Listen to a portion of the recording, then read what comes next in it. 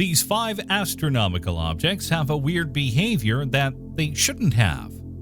Let's play a game. Galaxies lacking dark matter, disappearing pulsars, white dwarfs switching on and off. What do they have in common? Do you think you know the solution? They are all astronomical objects that are not behaving as they should. Today we will take a closer look at them. Keep watching the video to know more about unusual objects in our universe.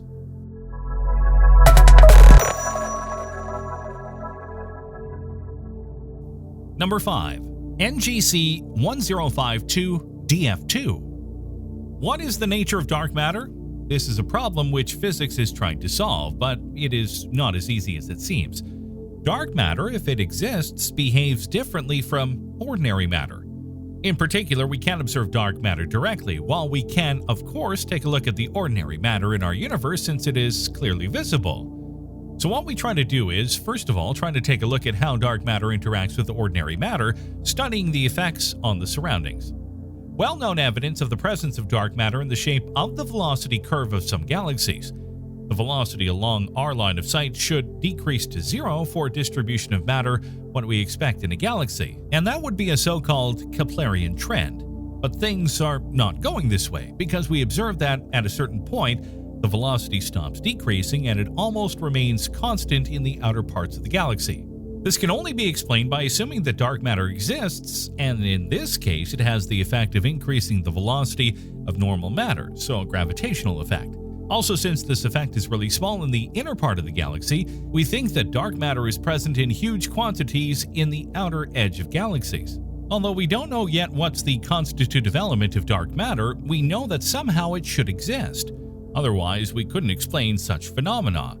However, we should be careful when talking about dark matter because it could also be that what appears to be dark matter is really just a currently unknown effect of the gravity of the ordinary matter.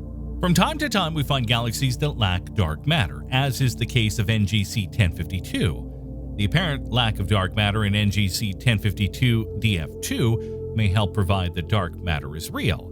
If what appears to be dark matter is really just an unknown effect of the gravity of ordinary matter, then this apparent dark matter should also appear in this galaxy. Further study will be needed before this and any other possible implications can be confirmed. If confirmed, the absence of dark matter may also have implications for theories of galaxy formation, as the dark matter has been thought to be needed for galaxy formation. However, for the moment, everything is fine and our models seem to work. Indeed, another group of astronomers have found the existence of tidal tails in NGC 1052-DF4, a galaxy near to NGC 1052-DF2. This indicated that the lack of dark matter has probably been caused by the interaction with a nearby neighbor. The interaction naturally explains the low content of dark matter inferred for this galaxy and reconciles these types of galaxies with our current models of galaxy formation. Number 4. Pulsar PSR J1841-0500. Pulsars are pretty cool objects. They're basically highly magnetized, rotating compact stars which emits beams of electromagnetic radiation in the direction of their magnetic poles. A fun fact about them is that they are so dense objects that a teaspoon of them would weigh about 15 tons. A more interesting property of pulsars is the extremely regular rotation period. This means that the beam coming from the pulsar reaches the Earth at extremely regular intervals of time, so precise that you could probably use them as perfect clocks. In 1983, certain types of pulsars were detected that, at the time, exceeded the accuracy of atomic clocks in keeping time. Observations of a pulsar in a binary neutron star system were used to indirectly confirm the existence of gravitational radiation. And also, the first extrasolar planets were discovered around a pulsar, PSR B1257+12, in 1992. However, for reasons not yet understood, pulsars can stop pulsating for a time. This is known as nulling. Nulling is thought to be caused by one of two things: intrinsic effects within the pulsar or geometric effects due to spin and rotation. On the geometric side, it is theorized that nulling is a result of the pulsar emitting regularly but simply turning away from us so we don't see the emission. In order to better understand what kind of pulsars are null and why researchers examined the largest sample of nulling pulsars ever studied, and look at the correlation, or lack thereof, between nulling fraction and various pulsar parameters such as age and find some interesting results. One famous example is the Pulsar PSR J1841-0500. It is a very distant pulsar at over 22,000 light-years away. This pulsar was discovered in 2008 and it had a period of 9 seconds, but in 2009 it stopped completely and went silent for 580 days, before it abruptly started pulsating again in 2011. We are glad it's back, but so far no other pulsar like this has been found.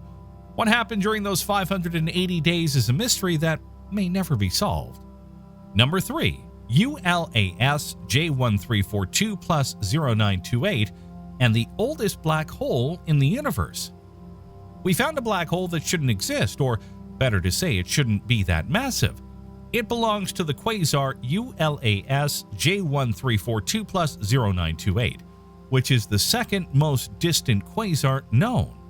Why? To understand this, we have to do a step back, something like a 14 billion year step back. Its mass is 800 million solar masses, and it was born 690 million years after the Big Bang. At that time, the universe was pretty different from what we are used to, and astrophysicists refer to that period as the reionization period. Quasars may be the key to understanding something more about this epoch of the universe. We think at that time there was not enough material to give birth to such a massive black hole. Being such an early object, this black hole intuitively shouldn't be as massive as it is. But we observe it and we know it exists. So are our current models of black hole formation wrong, or is our data incomplete? Are we missing something? I guess only time will tell. Number 2. TW Pictoris. Another unusual unexplained astronomical object is the TW Pictoris star. It is a white dwarf star. Astronomers know very well this type of star. White dwarfs are dense, dim stellar corpses, the last observable stage of evolution for low and medium mass stars. Whilst most massive stars will eventually go supernova, a lower medium mass star with a mass less than about 8 times the mass of the Sun will eventually become a white dwarf, according to NASA. Approximately 97% of the stars in the Milky Way will eventually become white dwarfs, according to researchers. One of the things that we know for sure about white dwarfs is that they like to be bound in binary systems. In that case, usually at a certain point, one of the two stars starts feeding the other, and a surrounding accretion disk is formed. TW Pictoris is a cataclysmic variable system located about 1,400 light-years away in the constellation of Pictor. The accretion disk is fueled by hydrogen and helium from its smaller companion star. As the white dwarf accretes, it becomes brighter. Using data from the Test Space Telescope, astronomers found the white dwarf in TW Pictoris lose brightness in 30 minutes, a very small amount of time if compared to the others previously seen to occur in other systems over a period of several days to months. To see the brightness of TW Pictoris plummet in 30 minutes is in itself extraordinary, as it has never been seen in other accreting white dwarfs and is totally unexpected from our understanding of how these systems are supposed to feed through the accretion disk. It basically appears to be switching on and off.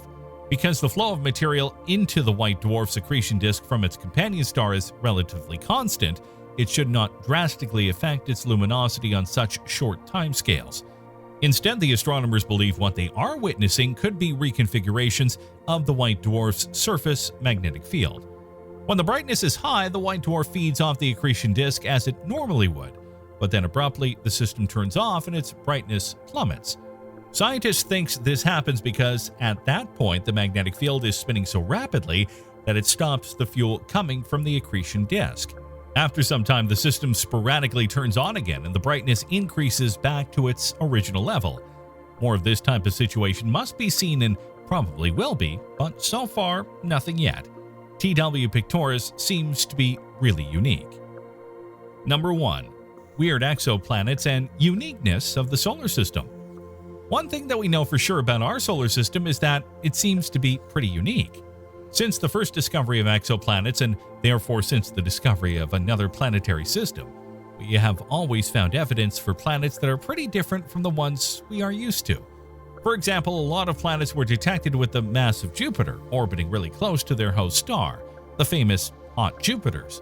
Also, we discovered small planets orbiting really close to their host stars, and sometimes these stars are pretty different from our Sun.